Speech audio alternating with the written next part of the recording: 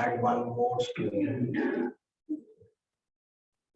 Okay, so this is our first class and आप में से कुछ लोग ऐसे हैं जिनकी एक क्लास ऑलरेडी हो चुकी है, ठीक है। तो आज हम लोग फिर से, क्योंकि फर्स्ट क्लास है तो वही सब चीजें हमें दोबारा से करनी है, ठीक है। तो जिनकी ऑलरेडी एक क्लास हो चुकी है वो लोग फिर से उन्हीं सब चीजों को एक बार ध्यान से देखें, ध्यान से समझें, ठीक है। और बेटा, I just want to make one thing very clear that maybe कि अभी आप लोगों ने, हो सकता है कि ये आपकी शायद पहली ट्रायल क्लास हो या फिर इससे पहले आप क्लासेस ले चुके हो, ठीक है। आई डोंट नो कि भाई आपको सब्जेक्ट फिजिक्स के बारे में कितना पता है, ठीक है। तो एक चीज मैं आपको यहाँ पर क्लियर कर दूं कि हमारा जो सब्जेक्ट है ये सब्जेक्ट काफी टेक्निकल है, ठीक है। और दूसरी इंपॉर्टेंट बात, टेक्निकल होने के साथ साथ हम इस सब्जेक्ट को अपने आसपास की सभी चीजों के साथ रिलेट कर सकते हैं। तो इसकी अंडरस्टैंडिंग बाकी चीजों के मुकाबले या बाकी सब्जेक्ट्स के मुकाबले काफी आसान हो जाती है जब हम इन सब चीजों को अपने आसपास के साथ, अपनी अपनी सराउंडिंग्स के साथ रिलेट करना शुरू कर देंगे। यानी जो कॉन्सेप्ट्स हम यहाँ पढ़ेंगे, अगर हम उन कॉन्सेप्ट्स को विजुअलाइज करना शुरू करेंगे, उनको कंसेप्चुअलाइज करना शुरू करेंगे, तो आपको कॉन्सेप्ट्स ज्यादा अच्छे से समझ में आएंगे, बजाय के आप रॉ या सिर्फ बिल्कुल रॉ लर्निंग अगर आप करने की कोशिश करते हैं तो वो मत करना, ठीक है। एक सजेशन है मेरी तरफ से ये।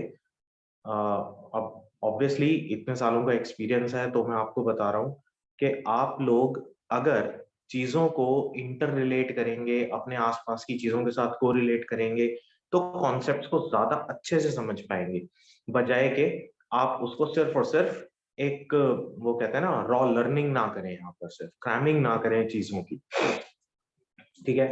तो लेट्स स्टार्ट विद, बिल्कुल स्टार्टिंग से अगर मैं आपसे कहूँ व्हाट इज फिजिक्स, तो how can you define physics? क्या होती है फिजिक्स? एनीवन, कोई भी?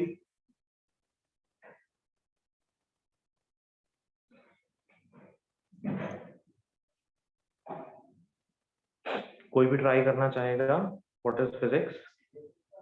So physics is basically the study of all the physical phenomena around us. For example, the force, motion, light, etc. Exactly. ठीक है, okay, good. It is nothing but the study of physical things around us, ठीक है। अब इन physical things के अंदर we can include physical phenomena, we can include the study of objects, the shapes of objects, ठीक है। तो ये सब चीजें हम लोग यहाँ पर स्टडी कर सकते हैं।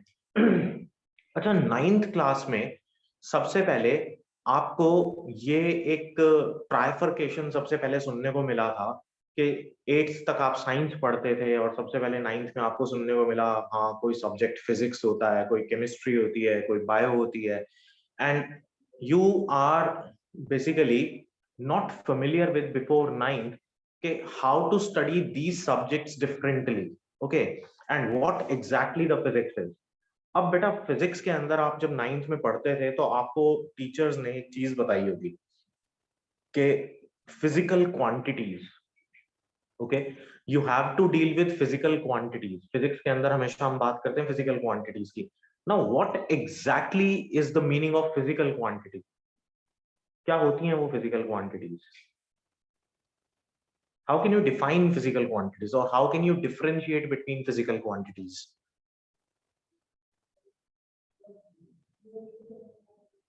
Sir, they are the units that help us measure things in a standardized way. बेटा, आप यूनिट्स के बारे में बात कर रहे हो, मैं सिर्फ फिजिकल क्वांटिटीज की बात कर रहा हूँ। अब जैसे फिजिकल क्वांटिटी एक फोर्स है, force is a physical quantity, and आप बात कर रहे हो यूनिट के बारे में, तो SI unit of force is newton, ठीक है।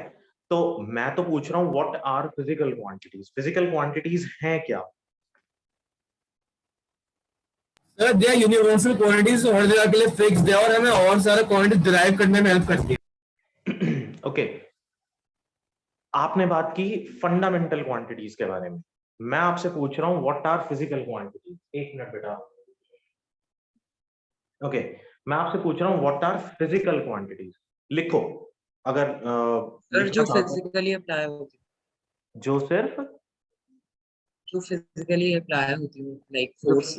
जो फिजिकली अप्लाई होती हैं, देखो फिजिकल क्वांटिटीज वो होती हैं जिनको हम लोग in terms of laws of physics explain कर सकें। हर वो क्वांटिटी जिसको in terms of laws of physics explain किया जा सकता हो, उसको हम क्या कहते हैं? फिजिकल क्वांटिटी कहते हैं। ठीक है, अब ये लॉज ऑफ फिजिक्स क्या है जिनके ऊपर हम लोग एक्सप्लेन कर सकते हैं या जिनके बेसिस पर हम लोग एक्सप्लेन कर सकते हैं? जैसे law of conservation of mass, law of conservation of momentum, law of conservation of energy. अब law of conservation of energy एक ऐसा लॉ है जो कि आपने सबने पढ़ रखा है। What is law of conservation of energy?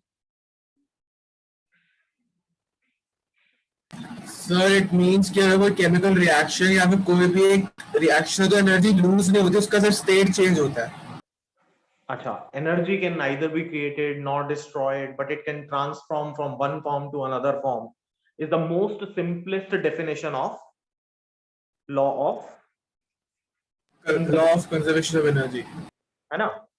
तो अगर बेटा इसी law of conservation of energy को अगर हम लोग डिफरेंट सिनेरियोज के अंदर लगाने की कोशिश करें, तो जैसे आप क्या कह सकते हो, law of conservation of energy holds good for law of conservation of mass, मतलब this particular statement holds good for law of conservation of mass as well.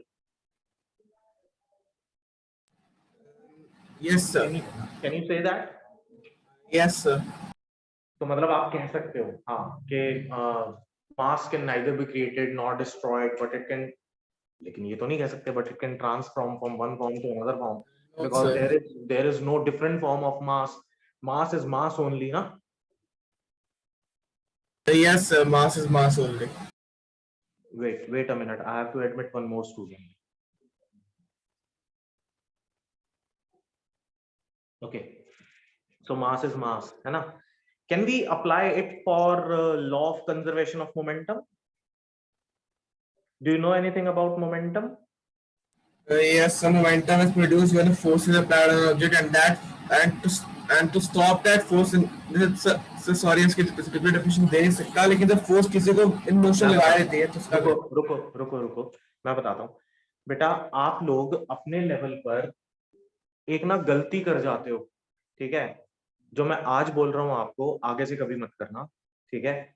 किसी भी फिजिकल क्वांटिटी को चाहे वो कोई भी फिजिकल क्वांटिटी क्यों ना हो, never try to explain that physical quantity in terms of its physical formula, ठीक है, या mathematical formula. For example generally बच्चे, मैं पूछता हूँ व्हाट इज फोर्स, तो बच्चे कहते हैं mass into acceleration is force, ठीक है? मैं पूछूंगा मोमेंटम, तो बच्चे कहेंगे mass into velocity is momentum. नहीं बेटा, ऐसे डिफाइन नहीं करते हैं फोर्स और मोमेंटम। अब जैसे मैंने पूछा व्हाट इज मोमेंटम, तो momentum is the amount of motion present in a body, ठीक है? लाइक मैं अगर आपसे कहूं लेट्स से कि एक स्लोप है, ठीक है? मान लो कि ये एक स्लोप है, ठीक? और इस स्लोप के ऊपर एक बाइसिकल है, ठीक है? एक बाइसिकल ऊपर से नीचे की तरफ आ रही है और इसके पीछे पीछे एक ट्रक ऊपर से नीचे की तरफ आ रहा है, ठीक है? मींस ये स्लाइड कर रहे हैं ऊपर से नीचे की तरफ। Which one is easier to hold? Obviously आपका bicycle is easier to hold because उसका क्या है, मास कम है, ठीक है? Yes sir. लेकिन दोनों हैं तो एक सिंपल सेम स्लोप के ऊपर ना, but can you ever try to hold truck like this Sir. With your hands? No. क्यों? आप कहोगे क्या यार, क्या बेकार की बात है, ठीक है? और अगर आप ऐसा करोगे भी और आपने कभी कर भी दिया, मान लो, जो कि मतलब एक वेग सी सिचुएशन है कि भाई हाँ किसी ने ऐसा कर दिया, ठीक है? ऐसा करने वाले को लोग क्या कहेंगे? वो कहेंगे कि ये तो फुलिशनेस थी, है ना? कि ट्रक को कोई हाथ से रोकता है क्या? क्यों? क्योंकि देखो कॉमन सेंस ये कहती है कि इसके अंदर मास ज्यादा है, नो मैटर के दोनों की वेलोसिटी अगर सेम हो भी तो भी you can never stop truck like this, क्यों? क्योंकि ट्रक के अंदर क्या ज्यादा होगा? मोमेंटम ज्यादा होगा, ठीक है। तो फिजिकल क्वांटिटीज को हम सिचुएशन के अंदर डाल के समझ सकते हैं, इसीलिए मैंने आपको जो ये सिचुएशन दी, यहां पर लॉज ऑफ फिजिक्स होल्ड कर रहे हैं। कौन से लॉज ऑफ फिजिक्स होल्ड कर रहे हैं? Action and reaction forces are equal and opposite, है ना। जितने एक्शन के साथ ये बॉडी नीचे आएगी, आपका रिएक्शन भी उतना ही होना चाहिए, तो आप इसको तो होल्ड कर पाओगे। बट आपकी बॉडी, जिस ट्रक का मास थाउजेंड्स ऑफ केजी होगा, उसको आपकी एक फ्यू केजीज की बॉडी उतना रिएक्शन फोर्स नहीं दे पाएगी, तो ये बॉडी रुकेगी नहीं आपसे, है ना। क्लियर बात है। तो physical quantities are those quantities which can be measured directly or indirectly, in terms of which the laws of physics can be expressed. ठीक है? Okay, sir. Is this clear to everyone? Yes, sir. Having any doubt, ask me now. Hardik? Yes, sir. You were late, बेटा। तो क्या क्या आपको ये particular बात समझ में आई बेटा? Yes, sir. जो भी आपने कराई थी आगे। अच्छा, love? Yes, sir. Sana? Sir, my network went out. My class got left. Okay, now you are there, na? Yes, sir. Okay then. Vedansh? Yes, sir, clear. Clear है. Okay then. Now who else is here? Anubhav? Yes, sir. Okay, Kunal? Okay, Kunal, आपकी आवाज बहुत कम आ रही है बेटा। Hello. All of you are able to hear me now? I'm audible to you? Yes, sir. Absolutely. Okay then. ठीक है. So let's start with the physical quantities. ठीक है। अब बेटा जब हम फिजिकल क्वांटिटीज को डिफरेंशिएट करते हैं फिजिकल क्वांटिटीज के बीच में, तो जनरली हमारे पास दो तरह की फिजिकल क्वांटिटीज होती है। एक हम कहते हैं फंडामेंटल फिजिकल क्वांटिटीज, और दूसरी क्वांटिटीज को बोला जाता है derived quantities. Okay, now what are fundamental quantities? Fundamental quantities are those which cannot be expressed in terms of another quantities. या आप ये कह सकते हो, fundamental quantities are those quantities which cannot be further differentiated. या आप ऐसा बोलो, मतलब जिसको कि आप और ज्यादा सिंप्लीफाई ना कर सको। For example, mass is a fundamental quantity. Length is a fundamental quantity. Time, it is also a fundamental quantity. लेकिन अगर मैं आपसे बात करूं, अभी आपने एक टर्म का नाम लिया था मोमेंटम, तो मोमेंटम क्या हो सकता है? वो एक फंडामेंटल क्वांटिटी नहीं होगी। क्यों नहीं होगी बेटा? देखो ध्यान से, मोमेंटम का फॉर्मूला क्या था? Mass into velocity. अब मास को आप केजी उसकी यूनिट होगी, बट वेलोसिटी को फर्दर आप कर सकते हो ना सिंप्लीफाई, मीटर पर सेकंड। तो मोमेंटम किससे मिलके बना? केजी, मीटर और सेकंड से। यानी उसके अंदर तीनों फिजिकल क्वांटिटीज हैं। कौन कौन सी? मास है, लेंथ है और टाइम है। तो इसीलिए हम डिराइव्ड यूनिट कहेंगे किसको? मोमेंटम को। जबकि फंडामेंटल यूनिट्स हमारे पास कौन कौन सी हैं? मास, लेंथ और time. There are total 7 fundamental quantities, जिसमें पहली 3 तो ये, उसके बाद है बेटा टेम्परेचर, उसके बाद है अमाउंट ऑफ सब्सटेंस, उसके बाद है इलेक्ट्रिक करंट, और उसके बाद है ल्यूमिनस इंटेंसिटी। आपकी फिजिक्स के अंदर आप चाहे कभी तक भी पढ़ना फिजिक्स, चाहे आप बीएससी करो, एमएससी करो, चाहे आप पीएचडी करो, ठीक है, लेकिन these 7 fundamental quantities remains fundamental, हमेशा ही फंडामेंटल रहेंगी। There are no ways by which you can subdivide mass into its simpler form. You can divide length into its simpler forms. ठीक है, ऐसे ही टाइम को उसके और सिंपलर फॉर्म में कभी भी कन्वर्ट नहीं कर सकते। ठीक है, यानी mass is independent of all these 6, length is independent of rest of the 6, time is also independent of rest of the 6. Yani each and every one of these 7 quantities are independent of rest of the others. Okay? Yes, sir. That is why specifically they are called fundamental quantities. Clear hai ye baat? Yes, sir. Yes, sir. To everyone? Yes, Yes, sir. sir. Okay अब इन्हीं सब quantities से मिला के बनती हैं आपकी derived quantities. अब बेटा वो डिराइव्ड क्वांटिटीज कौन कौन सी हैं? अच्छा आपको ये बता दूं, आपकी एनसीईआरटी में सबसे पीछे, अच्छा सबके पास एनसीईआरटी अवेलेबल है? Yes, sir. Yes, sir. Yes, okay sir. अगर एनसीईआरटी नहीं है तो कोई भी रिफ्रेशर ले लेना, और अगर रिफ्रेशर भी अवेलेबल नहीं है तो बेटा डू टेल मी, मैं आपको जो भी कुछ मुझे आपको कराना है, ठीक है, मैं आपको चाहे उसकी पीडीएफ बना के भेजूं, चाहे मैं आपको उसके पिक्चर्स क्लिक करके भेजूं, वो मैं आपको पहले भेज दूंगा, so that you will be able to understand things properly, because the current situation is very serious right now. बाहर निकल के बुक परचेज करने के लिए, ढूंढने के लिए मत जाना, ठीक है? आपको Sir. जो चीज रिक्वायर्ड है वो आप मुझे बता देंगे, मैं आपको वो चीज अवेलेबल करवा दूंगा, ठीक है? Yes, sir. Okay sorry. तो फंडामेंटल क्वांटिटीज हमारे पास ये 7 क्वांटिटीज है। अब इन्हीं 7 क्वांटिटीज के ऊपर बेस्ड है आपकी डिराइव्ड क्वांटिटीज, ठीक है? अब डिराइव्ड क्वांटिटीज की जब हम बात करते हैं तो उसके लिए मुझे इन सभी फंडामेंटल क्वांटिटीज की यूनिट्स पता होनी चाहिए। अच्छा अब आ जाते हैं सिस्टम ऑफ यूनिट्स के ऊपर। मैं इनकी यूनिट्स बाद में बात करूंगा, पहले आपसे बात करूंगा सिस्टम ऑफ यूनिट्स के बारे में, और why system of unit is necessary to us. There are 4 system of units जो कि हम लोग generally बात करते हैं। The first one is FPS, उसके बाद आया CGS, फिर आया MKS और लास्ट में आया SI। अब what are units? Units क्या होती हैं बेटा? यूनिट सर किसी चीज को मेजर जब हम करते हैं तो उसको डिफाइन करने के लिए लगाई जाती है।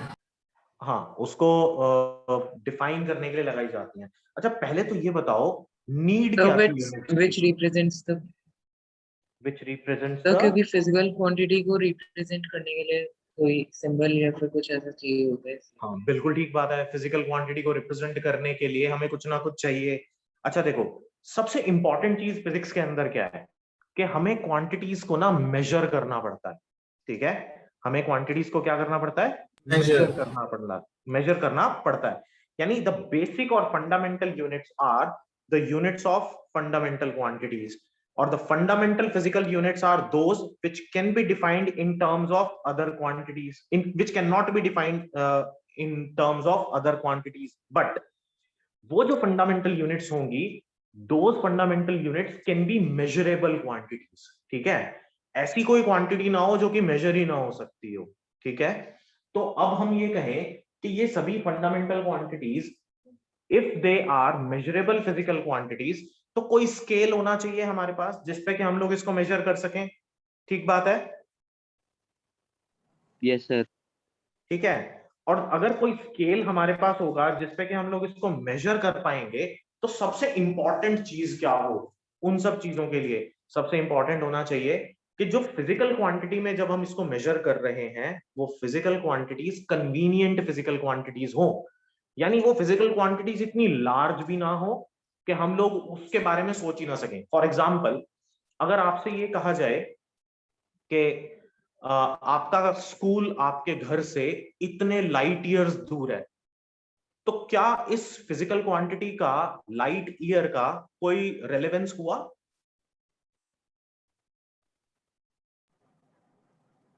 अच्छा लाइट ईयर सुना हुआ आपने? Yes, sir. Have you ever heard about light year? What is a light year? Light is the distance covered by light and within a span of an year.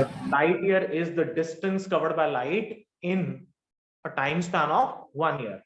Means अगर light move करती रहे और 1 साल तक move करती रहे तो जितना वो डिस्टेंस कवर करेगी वो लाइट ईयर होगा। तो कहने का मतलब आपके घर से आपके स्कूल तक के डिस्टेंस को क्या हम लाइट ईयर्स में मेजर कर सकते हैं? सर नहीं, क्योंकि लाइट एक बहुत ही एस्ट्रोनॉमिकल क्वांटिटी है। लाइट ईयर का जो मैग्नीट्यूड है दैट इज टू लार्ज, वो हमारे स्कोप ऑफ, हमारे स्केल के स्कोप से बहुत बाहर है, we can not measure it, ठीक है। अच्छा, दूसरी बात, क्या हम आपके लेट्स से के अगर मैं आपसे कहूं कि you have a scale of range 1 centimetre, अब आपके पास ज्योमेट्री बॉक्स के अंदर एक 6 इंचेस का स्केल होता है? Yes sir. ठीक है, यही अगर मैं कह दूं बेटा कि ये 1 सेंटीमीटर जितना स्केल है, यानी सिर्फ इतना छोटा सा स्केल है, इतना छोटा सा, ठीक है। और अब मैं आपसे कहूं कि एक काम करो, इससे अपने घर से लेके अपने स्कूल तक का डिस्टेंस मेजर करो, तो कैसा लगेगा? तो ये एक अजीब सी बात हो गई ना, यस सर। है ना। तो कहने का मतलब, जो हमारे पास यूनिट होनी चाहिए किसी भी फिजिकल क्वांटिटी की, वो एक कन्वीनियंट यूनिट होनी चाहिए। It can not be too large, it can not be too small, ठीक है। अब हुआ क्या था, वापस आ जाओ कि सिस्टम ऑफ यूनिट्स पे एफपीएस सिस्टम ब्रिटिशर्स ने बनाया, और आज भी वहां पर ये एफपीएस सिस्टम यूज होता है। ये जो सिस्टम था ये 3 ही यूनिट्स के लिए था, मास के लिए, लेंथ के लिए और टाइम के लिए। Board is visible to you? Yes, sir.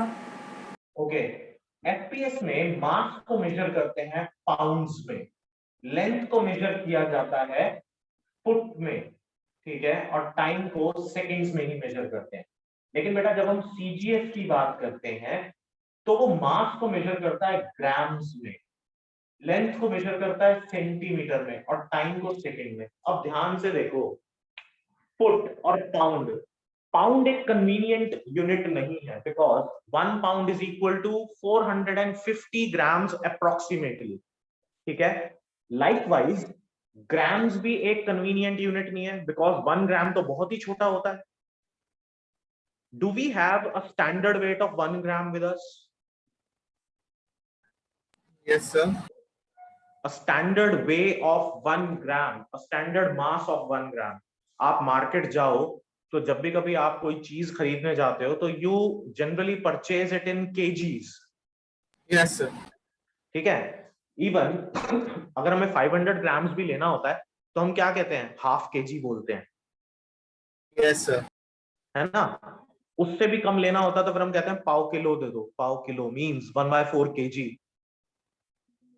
Yes sir. तो generally what we use to do कि हम ग्राम्स को कम यूज करते हैं। क्या हम जाके कभी कहते हैं 1000 ग्राम दे दो? No sir. क्यों? क्योंकि gram is not a convenient unit, it is too small a unit to be for mass. Likewise centimetre भी बहुत छोटी यूनिट है, ठीक है।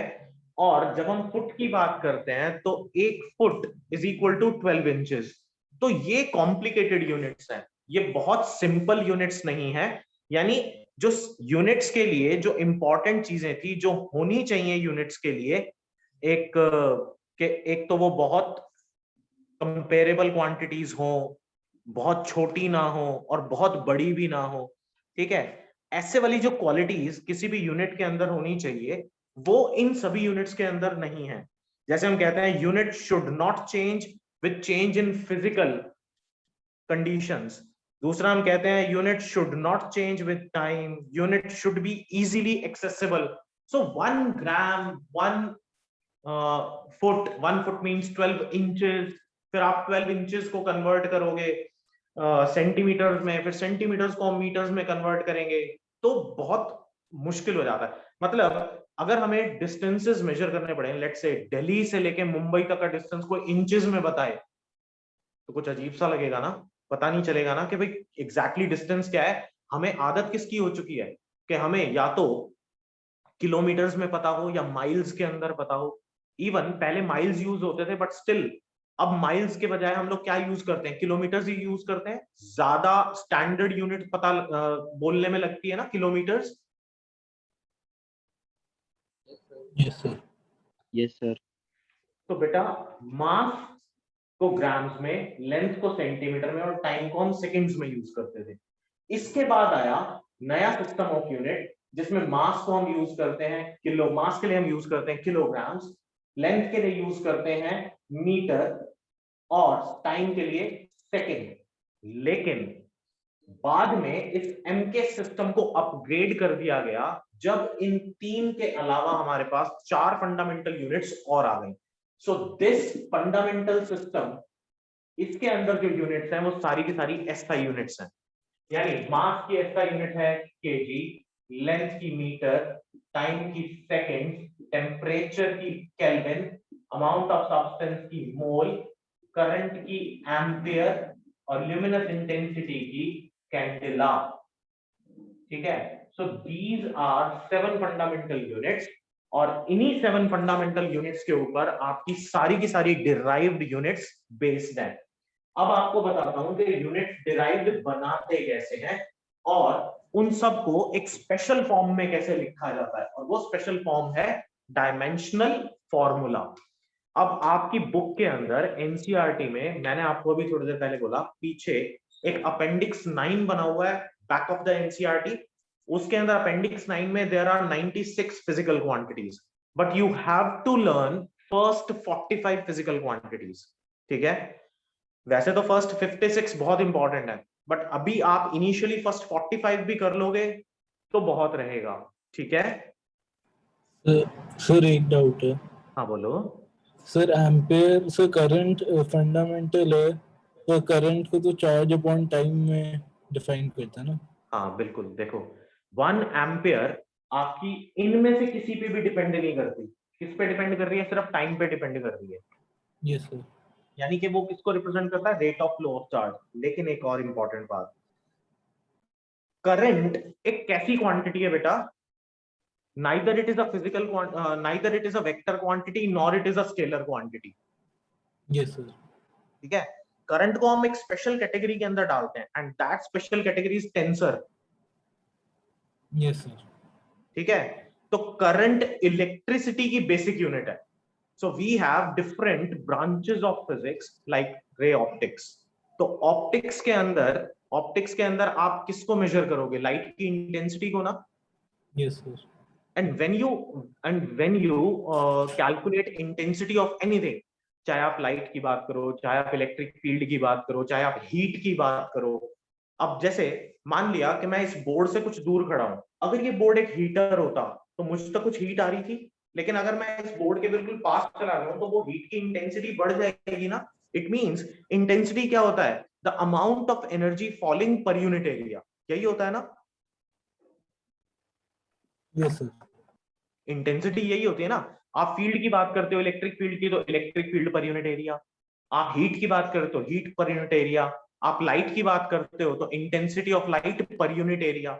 एरिया तो आप वहां पर यूज कर ही रहे हो and area is nothing but length. But important बात यह है कि उस पर्टिकुलर ब्रांच ऑफ फिजिक्स की सबसे बेसिक फंडामेंटल क्वांटिटी क्या है? लाइट, और लाइट की intensity. That is why luminous intensity is there and that is why current is there. क्योंकि जब हम Yes. इलेक्ट्रोमैग्नेटिक्स की बात करते हैं, जहां पर हम इलेक्ट्रिक फील्ड की भी बात करेंगे, हम मैग्नेटिक फील्ड की भी बात करेंगे, तो वहां पर current is the fundamental quantity. Okay, yes sir. Yes तो सर। इसीलिए हमने करंट को यहाँ पर किसके अंदर रखा है? फंडामेंटल क्वांटिटी में रखा है। Yes sir. यानी इलेक्ट्रिसिटी से रिलेटेड जितनी भी यूनिट्स होंगी वो सभी की सभी करंट डिपेंडेंट होंगी। Yes sir. ठीक है, अब आ जाए कि हम डिराइव्ड क्वांटिटीज को मेजर कैसे करते हैं या कैसे हम लोग उसके फॉर्मूलाज बनाते हैं। देखो ध्यान से, मान लो बेटा कि अगर मैं आपसे कहूं सबसे पहले लेट्स से कि सबसे बेसिक क्वांटिटी फोर्स। ठीक, तो आप फोर्स को क्या लिखोगे? फोर्स का फॉर्मूला क्या होता है? आपको हर फिजिकल क्वांटिटी का बेसिक फॉर्मूला याद होना चाहिए, और बेसिक फॉर्मूला क्या होता है? Mass into acceleration. किसका है? फोर्स का।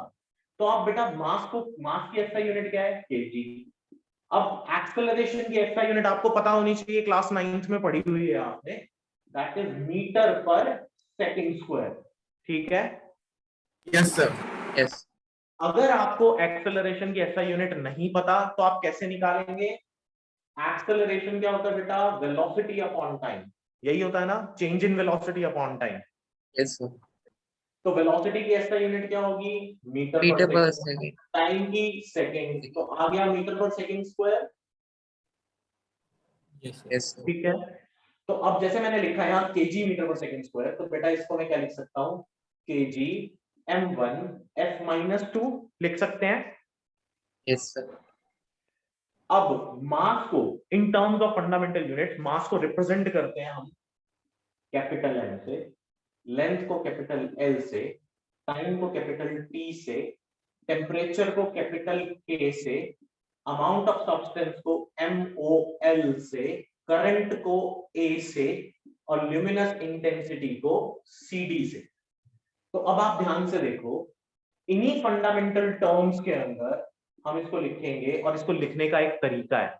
ये तरीका आपको हमेशा यूज करना है। अगर आप इस फॉर्म में इसको नहीं लिखेंगे तो बेटा आपकी टीचर आपके मार्क्स काट लेंगी। तो फिर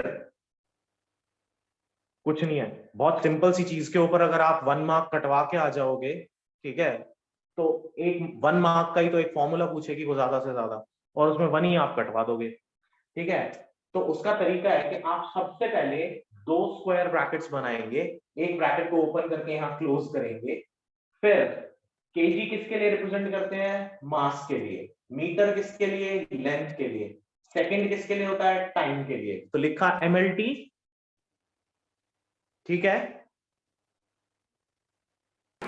Yes, sir. अब बेटा केजी कितनी बार है यहाँ पर? What is the 1. Power of KG? What is the power of length? 1. What is the power of -2. ठीक है, so this formula is called dimensional formula। क्या बोलेंगे इसको? Dimensional formula. और ये किसका डायमेंशनल फॉर्मूला था? फोर्स का। अब dimensional formula through out the 2 years, ठीक है, चाहे आप 11th की बात करो, चाहे आप 12th की बात करो, एग्जाम में किसी ना किसी चीज का डायमेंशनल फॉर्मूला आपसे पूछ ही लिया जाएगा। और कुछ नहीं है तो यूनिट्स को कन्वर्ट करना बाय यूजिंग डायमेंशनल फॉर्मूला, और कुछ नहीं है तो न्यू फॉर्मूलाज डेवलप करना यूजिंग डायमेंशनल एनालिसिस, ये आपसे पूछा जा सकता है। ठीक है, मान लो कि आपको रेंडमली कुछ फिजिकल क्वांटिटीज दे दी जाए, ठीक है, लेकिन आपको ये नहीं पता था कि वो फॉर्मूला उनके बीच में होगा क्या, तो आप डायमेंशनल एनालिसिस से वो नया फॉर्मूला डेवलप कर सकते हो। ठीक है, ये मेथड बहुत सटीक है, बहुत आसान है, और सबसे इंपॉर्टेंट बहुत इफेक्टिव है। अगर आपको फॉर्मूला याद नहीं है, ठीक है, कुछ भी याद है, चाहे आपको यूनिट याद है, लेकिन अगर आपको फॉर्मूला याद नहीं है कि उन पर्टिकुलर क्वांटिटीज के बीच में क्या हो सकता है, लेट्स से कि मैं अगर आपसे कहूं सेंट्रीपिटल फोर्स इज mv²/r, तो v का स्क्वायर होना चाहिए, मुझे याद ना हो और मैं सिर्फ mv/r लिख के आ जाऊं तो गलत हो जाएगा। लेकिन अगर मुझे डायमेंशनल एनालिसिस आता है तो मैं रफ में फटाफट ना एक बार बना के देख लूं कि वो फॉर्मूला बनेगा क्या। तो अगर फॉर्मूला मेरा करेक्ट होगा तो मेरा न्यूमेरिकल करेक्ट हो जाएगा। ठीक है, सोचो कि आप कॉम्पिटिटिव एग्जाम में पेपर देने गए, ठीक है, और आपका कोई क्वेश्चन ऐसा आ गया जहां पर फॉर्मूला आपको याद नहीं है, तो डायमेंशनल एनालिसिस तो आता है ना, उसका फॉर्मूला फटाफट बना लो। उसको छोड़ना से, देखो अगर आप छोड़ोगे तो लेट्स से कि 4 मार्क्स का क्वेश्चन था, आपने छोड़ दिया, अगर आपने गलत कर दिया तो 4 मार्क्स का छूटा तो छूटा, लेकिन 1 नेगेटिव मार्क भी हो गया, तो you are -5 in that case. तो अब बेटा क्या करना है, क्योंकि 1/4 मार्क डिडक्ट हो जाते हैं वहां से, तो क्या करो, टाइम बचाओ, और अगर एक्स्ट्रा लग भी जाए तो कम से कम डायमेंशनल फॉर्मूला बना के और वहां से उस क्वेश्चन को ठीक कर लो। तो डायमेंशनल फॉर्मूला की इंपॉर्टेंस ये है, इतना इंपॉर्टेंट है डायमेंशनल फॉर्मूला का कॉन्सेप्ट। ठीक है, अब आ जाओ यहाँ पर फिर से, तो फोर्स का डायमेंशनल फॉर्मूला बनाना सबको आ गया बेटा? Yes sir. सबको क्लियर है ये? अनुभव समझ में आ गया? Yes, sir. Garv? Yes, sir. Hardik? Yes, sir. Kunal? Yes sir आ गया। Lakshya? Yes sir. Luv clear है? Yes sir. Vedansh? Yes, sir. Tana? Yes, sir. Okay then, चलो नेक्स्ट फॉर्मूला क्या बनाएंगे? आपको अब एक काम करना है, सभी के पास, आपके पास एनसीईआरटी है, ठीक है, अभी है सबके पास राइट नाउ? Yes, नहीं sir. Sir. No sir, no बेटा सर नहीं। ओके ओके कोई बात नहीं, ठीक है। मैं ग्रुप के ऊपर ये वाली टेबल एक क्लिक करके आपके ग्रुप पे डाल दूंगा, ठीक है। आप वहां से जो मैं बोलता जा रहा हूँ वो आप करेंगे, ठीक। आपने ये करना है कि एक मिनट में आपको दिखा सकता हूं अगर तो, नहीं अभी मैं नहीं दिखा पाऊंगा, ठीक है, बुक मेरे पास आसपास अवेलेबल नहीं है, लेकिन हाँ मैं आपके उसमें डाल दूंगा, ग्रुप के ऊपर डाल दूंगा। तो आप एक काम करेंगे, जैसे जैसे मैं डायमेंशनल फॉर्मूला बना रहा हूँ ऐसे ऐसे फर्स्ट 45 क्वांटिटीज के डायमेंशनल फॉर्मूला आपने बनाने हैं। नेक्स्ट क्वांटिटी हम ले लेते हैं बेटा, लेट्स से इंपल्स। किसने सुनी है ये क्वांटिटी इंपल्स? किस किस को पता है इंपल्स क्या होता है?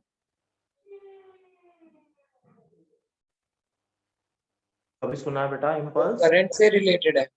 नहीं बेटा, करंट से रिलेटेड नहीं है। इंपल्स होता है चेंज इन मोमेंटम।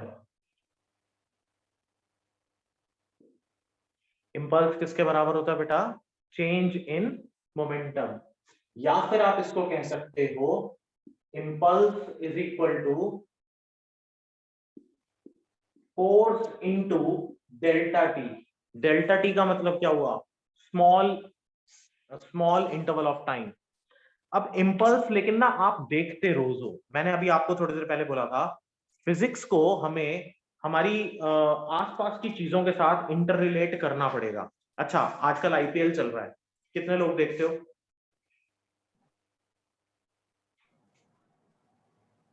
क्या सभी लोग आईपीएल देखते हैं, फॉलो करते हैं क्रिकेट? यस सर, आज दिल्ली का मैच है। Okay good. अच्छा, और इसके अलावा फुटबॉल देखते हैं सभी लोग? सर कल फीफा का रिकैप देख रहा था लास्ट 2018 का। अच्छा, अब आप कभी आपने ऑब्जर्व किया हो कि क्रिकेट बॉल का जो वेट होता है, ठीक है, वो 5.5 आउंसेस होता है, यानी लगभग 152 ग्राम्स, ठीक है, या 156 ग्राम्स के आसपास। Yes sir. अब 152 या 156 ग्राम्स की ball if it is moving with a speed of 140 kilometre per our और बैट्समैन उसको हिट करे, ठीक है, तो अगर बैट से मिडल करती है तो ball travel large distances, means अगर 6 लग रहा है तो that 6 measures hundreds of metre, 110 metres, ठीक है, and the longest one ever measured is about 170 metres, ठीक है। तो बॉल ने जितना डिस्टेंस ट्रैवल करा, आप मुझे ये बता सकते हो the time for which the bat and ball are in contact? 2 seconds। Micro seconds, है ना, मिली सेकेंड्स, माइक्रो सेकेंड्स, इसके लिए बॉल आपस में बैट के साथ कांटेक्ट में रही होगी, but the amount of force imparted on the ball वो कितना था? Amount of momentum change of the ball वो कितना था? दैट वाज वेरी लार्ज, ठीक है, जिसकी वजह से बॉल ने इतना लंबा डिस्टेंस ट्रैवल करा। क्लियर है ये बात सबको? Yes sir. but the bat and ball are in contact for the smallest fractions of the time, तो इसको हम लोग बोलते हैं impulse। एक और एग्जांपल लो, ठीक है, have you ever heard about the fastest ever smash of a shuttlecock? कितना मेजर किया होगा? Time। अच्छा, Just the time। Fastest ball ever bowled by any bowler, कहते हैं भाई शोएब अख्तर के नाम है, more than 160 kilometre per hour, है ना। फास्टेस्ट स्मैश क्या होगा? शटलकॉक तो काफी हल्का होता है, जो फास्टेस्ट स्मैश था वो एक इंडोनेशियन के नाम है, that is 498 kilometre per our. अगर इतनी स्पीड के साथ शटल आ रही है, ठीक है, तो शायद वो शटल सामने वाले को दिखी भी नहीं होगी और उसके रिफ्लेक्सेस की वजह से he was either giving it back, है ना। तो अब आप सोचो कि ये मैग्नीट्यूड कितना लार्ज था, लेकिन the time for which the shuttle and racket were in contact, ये शायद माइक्रो सेकंड से भी कम रहा होगा, and the force imparted on the shuttlecock, तो इसी को हम लोग बोलते हैं इंपल्स, यानी change in momentum upon time. Force क्या होता है? फोर्स होता है हमारे पास change in momentum upon time, और इनटू टाइम हो गया तो टाइम से टाइम कैंसिल आउट हो गया, and we are left with what? Change in momentum only. तो इंपल्स क्या होता है? Change in momentum. तो इस क्वांटिटी को हम ऐसा लिख सकते हैं। अच्छा एक बात बताओ, velocity minus velocity is velocity ना? Yes, sir. Final velocity minus initial velocity is what? Velocity. Let's say 10 meters minus 4 meters is 6 meters. meters. Yes, means sir. means distance minus distance is distance. 10 meter per second minus 6 meter per second is 4 meter per second. Likewise, momentum minus momentum, यानी final momentum minus initial momentum is momentum itself. ठीक है, तो momentum का formula क्या होगा बेटा? Mass into velocity. Mass into velocity. So mass is kg, velocity is meter per second. So this becomes m1 l1 t minus 1. ठीक है? So this is how dimensional formula of impulse can be calculated. हो जाए।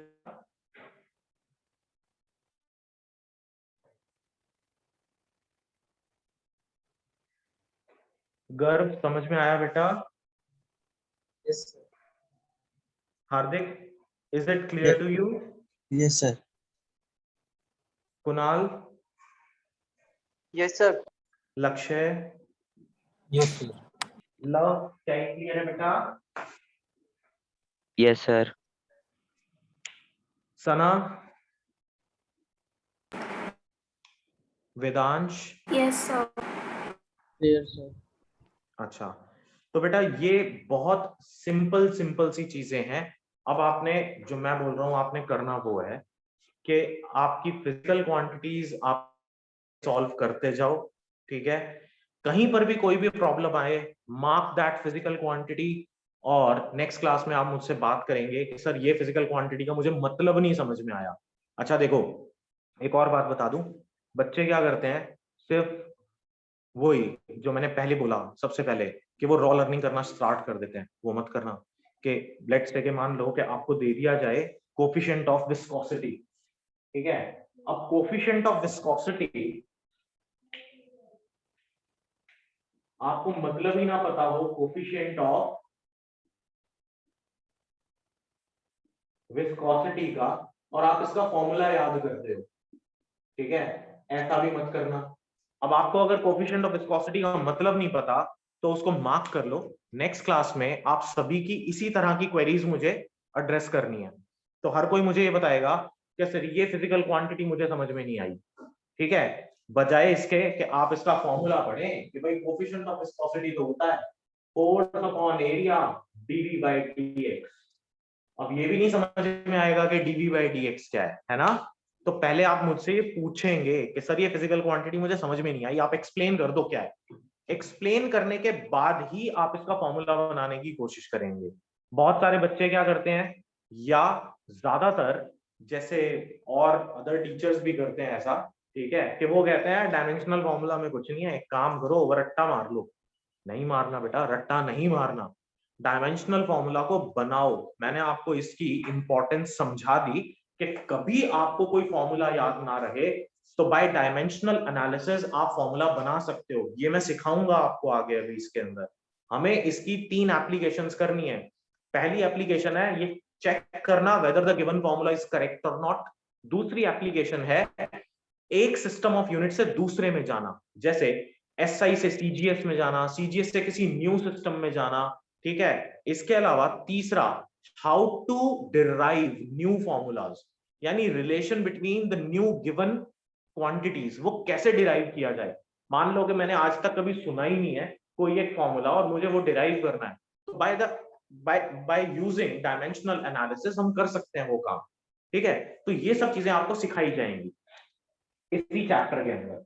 तो अब उससे पहले मैं एक बहुत फेमिलियर टर्म है जिससे जनरली बच्चे घबरा जाते हैं कि पता नहीं ये क्या पूछ लिया गया, ठीक है, उसके बारे में बात कर लूं।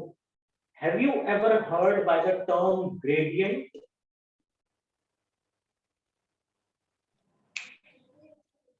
What is gradient?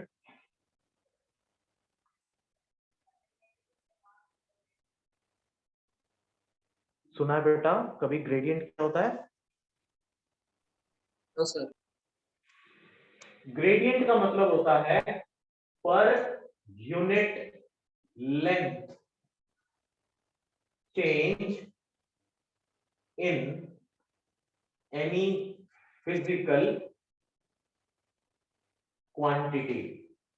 किसी भी फिजिकल क्वांटिटी में पर यूनिट लेंथ आने वाले चेंज को हम ग्रेडियंट कहते हैं। For example force per unit length क्या कहलाएगा?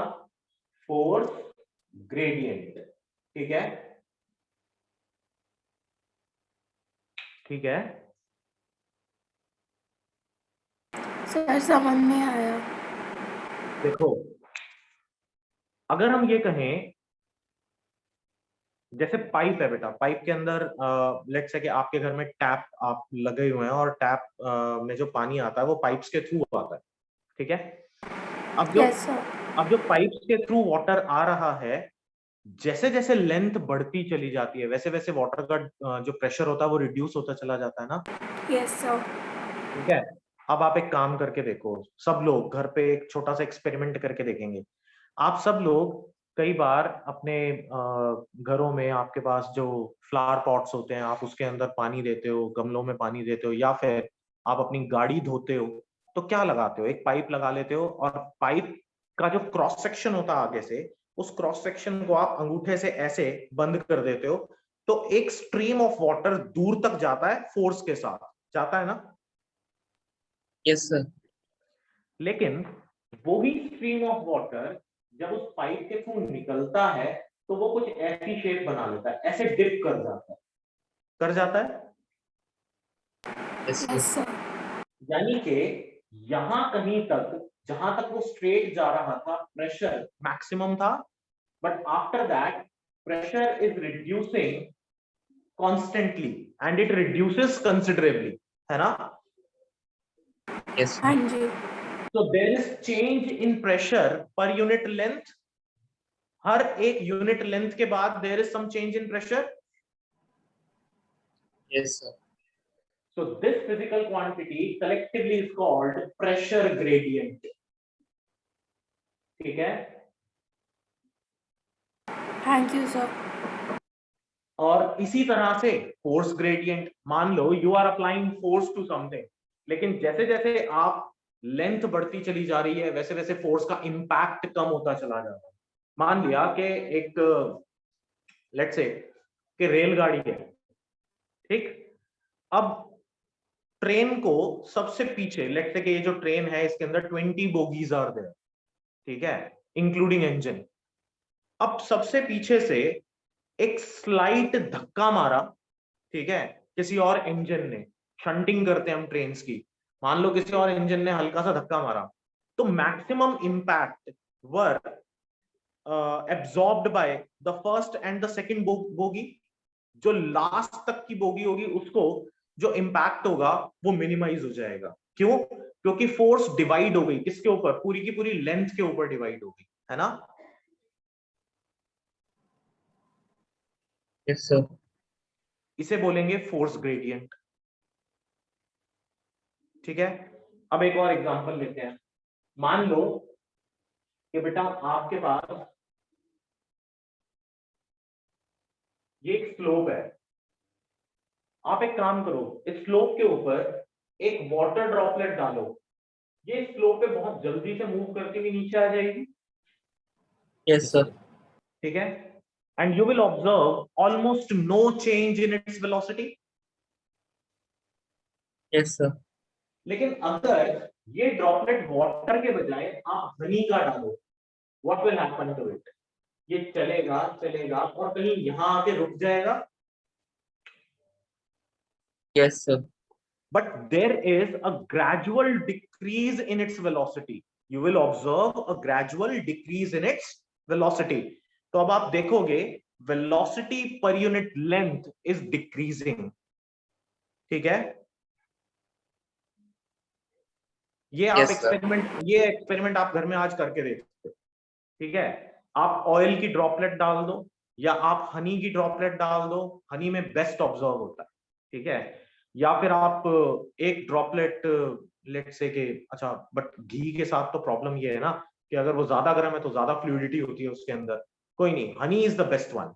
आप हनी की ड्रॉपलेट डालो, कुछ नहीं करना, आपने एक प्लेट लेना स्टील की और उसको किसी चीज के सहारे ऐसे स्लोप बना देना उसके ऊपर and drop a particular drop of honey on the steel plate and observe how it is moving. You will observe that initially it will move very fast, but as it covers some distance, इसकी जो velocity होगी वो slow होती चली जाएगी and at last it moves ever so slowly.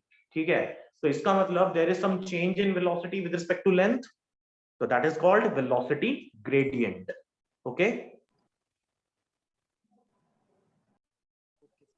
Yes, ठीक sir. है बेटा, इसी तरह से जो भी कोई फिजिकल क्वांटिटीज हैं जहां जहां पर आपको समझ में नहीं आएंगी आपको मुझे बताएंगे, और जब आप मुझे बताएंगे तो मैं उसका आपको सोल्यूशन साथ साथ बताता चलूंगा, आपको वो सिचुएशंस बताता चलूंगा कि कैसे हम इसको सॉल्व कर सकते हैं and how they can and how their dimensional formulas can be obtained.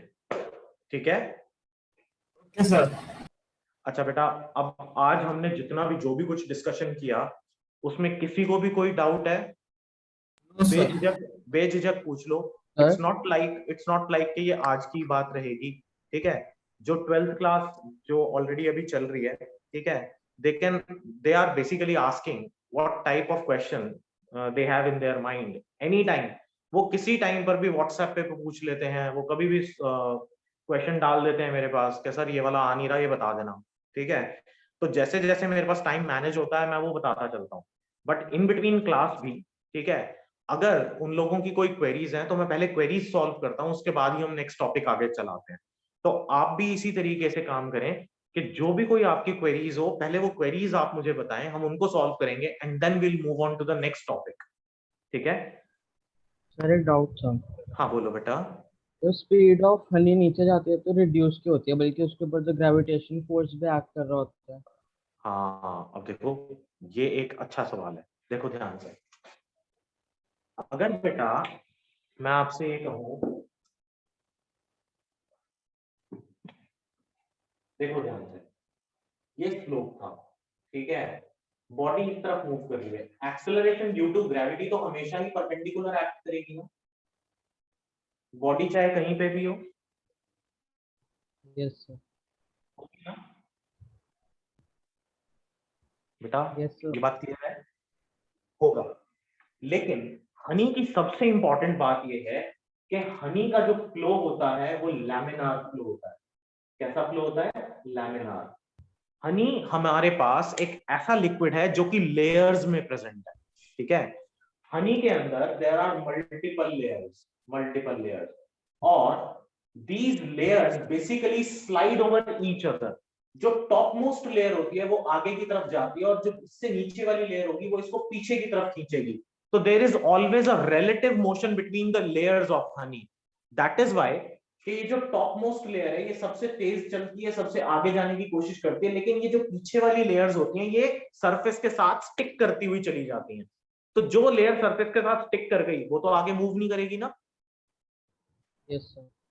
ठीक है, तो जो विस्कस ड्रैग है वो इस ग्रेविटी के इन्फ्लुएंस को या एक्सेलरेशन को बेसिकली रिड्यूस कर रहा है। Okay sir.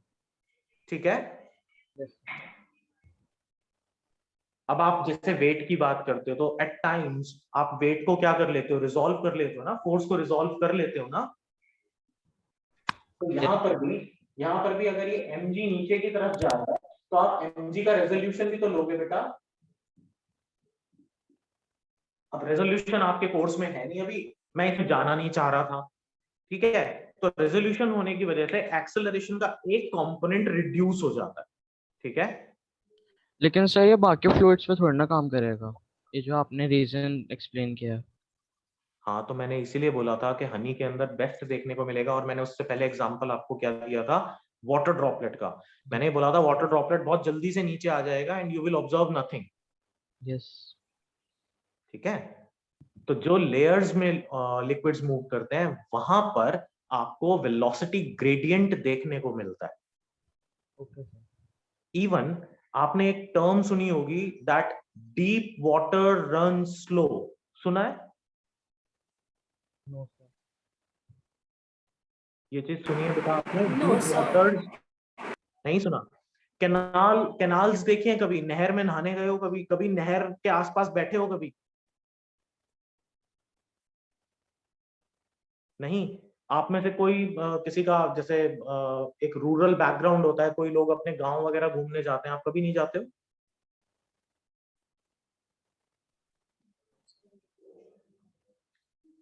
कैनाल्स के साथ ऐसा ही होता है। ठीक है। जो टॉप मोस्ट सरफेस होता है, अगर कैनाल की शेप एक वी शेप है ऐसे वाली, ठीक है, तो जो लोअर सरफेस होता है क्रॉस सेक्शन एरिया वहां कम हो जाता है, तो प्रेशर बढ़ जाता है। यानी नीचे जो पानी होता है दैट सीम्स टू बी, वो ऐसा लगेगा कि वो स्लो मूव कर रहा है बट वो फास्ट मूव करता है। लेकिन कैनाल्स अगर बिल्कुल सीधी सीधी हैं तो डीप वाटर हमेशा ही स्लो मूव करेगा, क्योंकि सबसे ऊपर की जो वाटर लेयर होती है वो स्लाइड कर जाती है। ठीक है। Okay sir. तो there are quite a lot of factors जिनके ऊपर ये सब चीजें डिपेंड करती हैं। And over the period of time आपके पास इस पूरे कोर्स के अंदर एक चैप्टर है जहां पर हम लोग फ्लूइड एट रेस्ट और फ्लूइड इन मोशन की बात करेंगे। तो we will discuss these topics later on, वहां पर बहुत डिटेल में। बट अभी हाल फिलहाल डायमेंशनल एनालिसिस के लिए भी जितना रिक्वायर्ड है वो हमें डिस्कस करना ही करना। ठीक है। Thank you, sir. ठीक है बेटा। सो आई होप कि आज वाली क्लास में जो भी कुछ हमने करा वो आपको समझ में आया होगा। I will share the video of this class also. ठीक है। Thank you, sir. ओके बेटा, थैंक यू।